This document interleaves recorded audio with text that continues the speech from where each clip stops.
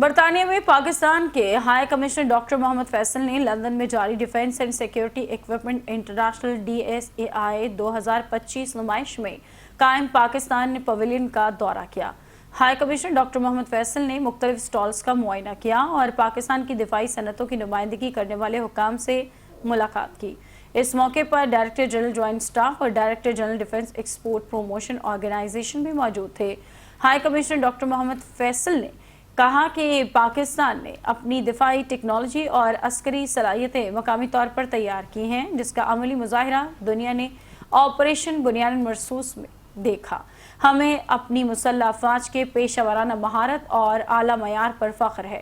Lieutenant general Tabassum Habib, director general joint staff defence and security equipment international میں پاکستان کے وفد کی قیادت کر رہے ہیں۔ دفاعی نمائش defence and security equipment international DSAI 2025 میں 90 سے زائد ممالک اور 3,300 عالمی شخصیات اور وفود، 460 سے زائد اعلیٰ فوجی افسران سے زائد 1600 سے زائد افسران نمائش کنندگان میں شامل تھے۔